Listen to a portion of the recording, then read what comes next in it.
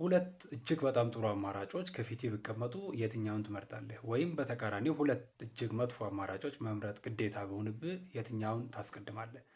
ታይፕስ ኦፍ ኮንፍሊክት በሚል ርዕስ 4 ሰናሪዎችን በመዘርዘር ከራሴ ጋር የሚከሰቱ ግጭቶችን በጥበብ የምታልፍባቸውን መንገዶች፣ ምሳሌዎች በመጥቀስ ከስነ ልቦና ሳይንስ አንጻር እንቃኛለን። አብራችን ቆዩ። አንድ ወጥ የሆነ ውሳኔ ላይ ለመድረስ ከመቸገር ጋር ተያይዞ የሚመጣ ሰዎች ሁለትና ከዛ በላይ ፍላጎቶች ሲኖሯቸው ወይም አማራጮች ሲኖሯቸው አንዱን መርጠው ለመወሰን ከመቸገር ጋር ተያይዞ የሚመጣ ስነ ልቦናዊ ጉዳይ ነው፣ ወይም ሳይኮሎጂካል ኮንፍሊክትስ ይሰኛሉ። የስነ ልቦናዊ ግጭቶች ማለት ነው። እንግዲህ ግጭቶችን ሰፋ ስናደርግ በዚህ መልክ ልናይ እንችላለን። አንደኛ ግጭት ግለሰቡ ከራሱ ጋር ሊጋጭ ይችላል። ግለሰቡ አጠገቡ ካሉ ሰዎች ጋር ሊጋጭ ይችላል። ግለሰቡ ከተፈጥሮ ጋር ሊጋጭ ይችላል። ግለሰቡ ከፈጣሪ ጋር ሊጋጭ ይችላል። በዚህ ይታያል ማለት ነው። በዚህ ቪዲዮ ፎከስ የምናደርገው ግን ትኩረት ላደርግ የፈለግኩት ግለሰቡ ከራሱ ጋር የሚያደርገውን ግጭት ነው።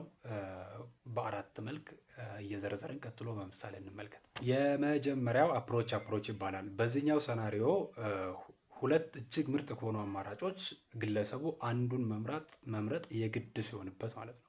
ሁለቱም በጣም በስት አማራጮች ናቸው። ልጁ ሁለቱንም ማጣት የማይፈልጋቸው ናቸው። ነገር ግን ደግሞ አንዱን የግድ ምረጥ ሲባል ማለት ነው። ይሄ ነው አፕሮች ኮንፍሊክት የሚባለው ማለት ነው። ከሁለት ጥሩ ነገሮች አንዱን መምረጥ የግድ ስል ማለት ነው። በምሳሌ እንመልከት። የአዲስ አበባ ዩኒቨርሲቲ የኢኮኖሚክስ ዲፓርትመንት ሰቃይ ተማሪ ሆነ። ለምሳሌ ልክ እንደተመረቅ ዩኒቨርሲቲው እንኳን ደስ አለ ብሎ ዲፓርትመንት ሄዱ። ኮሌጁ አንተን ጠርቶ እዚሁ ሌክቸር ሆነ ትቀራለህ፣ እዚሁ ታስተምራለህ። ከተወሰኑ ወራት በኋላ ለትምህርት ማስተርስን ደሞዝን እየበላ ማስተርስህን እናስተምርሃለን ብለው፣ ይሄ በአንድ በኩል ማለት ነው። ከዛ ደግሞ ከ3-4 ቀን በኋላ ደግሞ ዳሽን ባንክ ውስጥ የሚሰሩ ኃላፊዎች ውጤቱንና የልጁን ብቃት አይተው እንደው ወደኛ እንድትገባ እንፈልጋለን በአሪፍ ደሞዝ በጥሩ ጥቅማ ጥቅም ብለው ቢጠይቁት ከዚህ ቀደም ልጁ ተዘጋጅቶበት ወይም ካልወሰነው በስተቀር ወደ ባንክ እገባለሁ ብሎ ካልወሰነ ወይም እዚሁ ዩኒቨርሲቲ እቀራለሁ ብሎ ካልወሰነ በስተቀር ግርታ መፍጠሩ ምንም ጥያቄ የለውም። ትንሽ ያወዛግባል ማለት ነው። እዚህ ጋር ግን የትኛው ይበልጣል ሳይሆን ማበላለጥ ሳይሆን ሁለቱም አሪፍ እድል መሆናቸው ነው ፎከሳችን ማለት ነው። የቀረበው በልጁ ፊት የቀረበው አማራጭ ሁለቱም አሪፍ ነው። ሁለቱም እዛው ዩኒቨርሲቲ መምህር ሆኖ መቅረቱ፣ የዳሽን ባንክ ስታፍ መሆኑ ለልጁ የአመታት የልፋት ውጤቱን ሪኮግናይዝ የሚያደርግ ነው። የአመታት እንቅልፍ አልባ ሌሊቶች ምንድን የሚሰጥ ነው? ሪኮግኒሽን የሚሰጥና የሚያረጋግጥለት አማራጭ መሆኑ ነው ትኩረቱ ማለት ነው። በዚህ በአፕሮች ኮንፍሊክት። ሁለተኛው አቮይዳንስ ኮንፍሊክት ይሰኛል።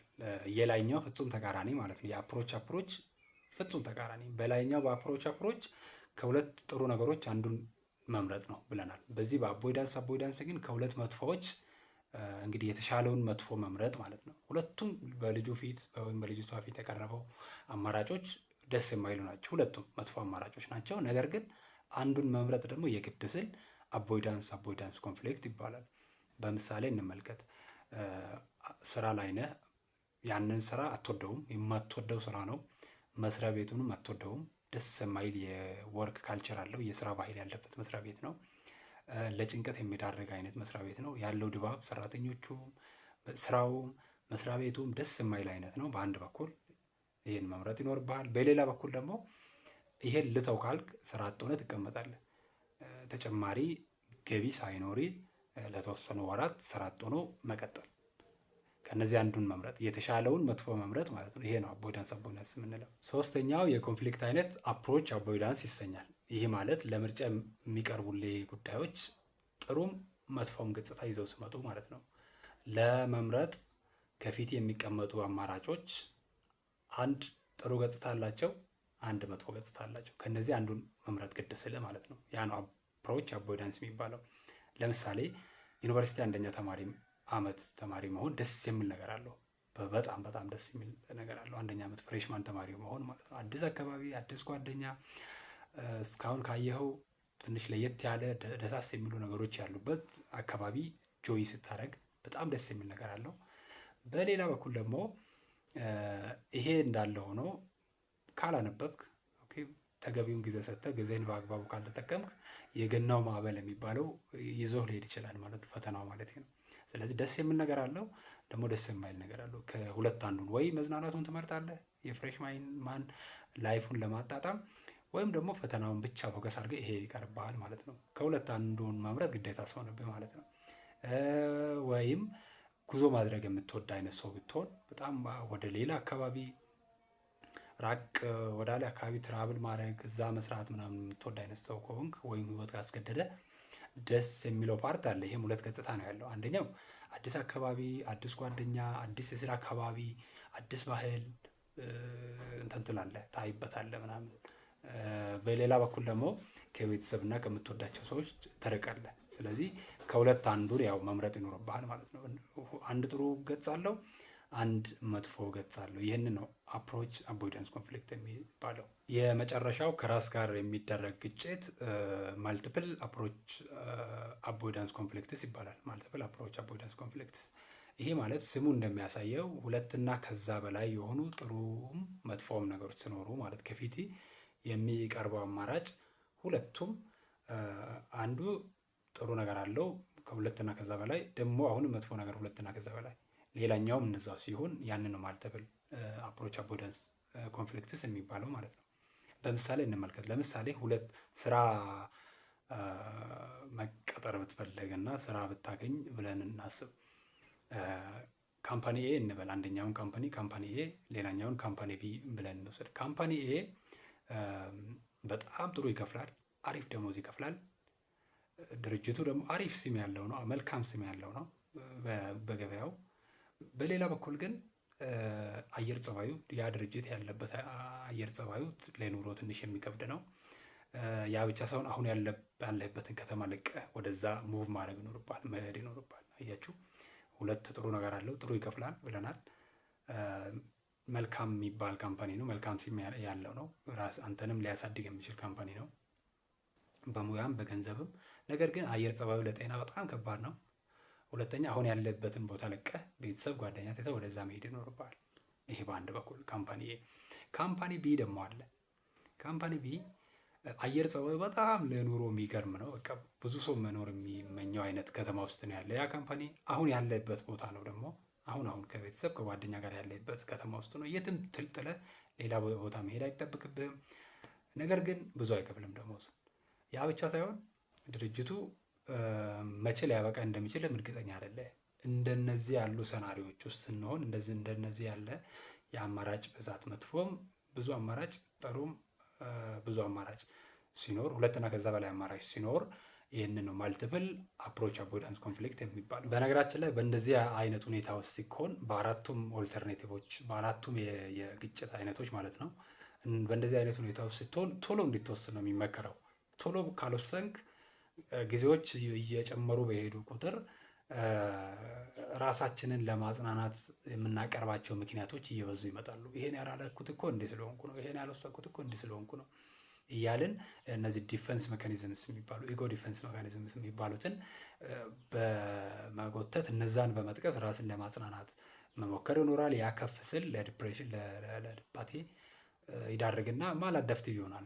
ብዙ ጊዜ ከኛ ጋር የሚቆይ መጥፎ ጉዳይ ይሆናል ማለት ነው። እና ምን ላድርግ የምትል ከሆነ ላይ ካየናቸው ከአራቱም ኬዞች አንጻር ከአራቱም ከራስ ጋር የሚደረጉ ግጭቶች አንጻር ምንድን ነው የሚመከረው? ምን ላድርግ ካልክ ቀጥሎ ለማየት እንሞክር። የመጀመሪያው የእያንዳንዱን አማራጮች መጥፎና ጥሩ ጎኖችን ጥሩና መጥፎ ጎኖችን በስነ ስርዓት እስከ ወረቀትና እስክሪብቶ ይዘህ የእያንዳንዱ መጥፎና ጥሩ ጎኖችን ጥሩ ጎኑን በዚህ ጋር በስነ ስርዓት ልስት ታደርጋለህ፣ ትዘረዝራለህ።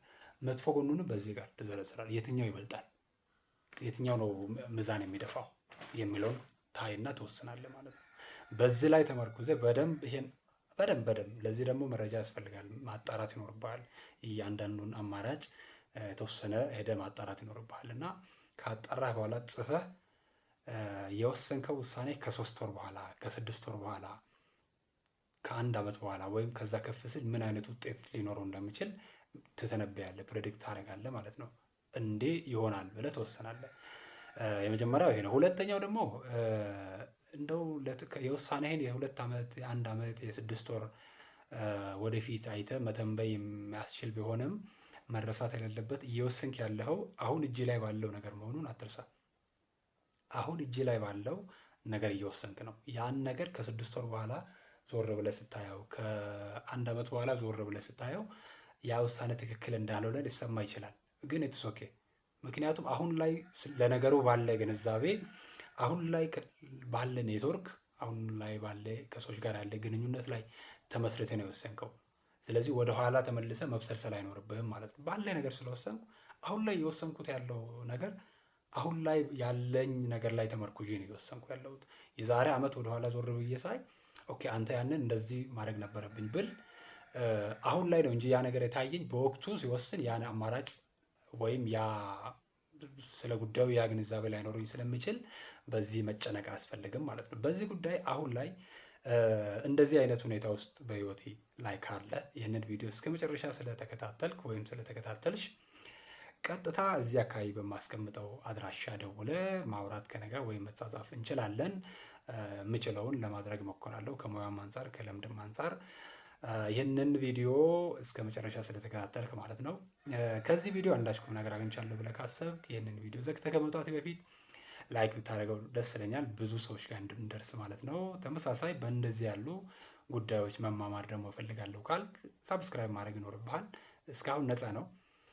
በዘላቂነት ወዳጆች መሆን ከፈለግ እዚህ ጋር ሳብስክራይብ የምትለውን በመጫን የደወል ምልክቷን በመንካት በማብራት ቋሚ ወዳጆች እንሆናለን። ቻው።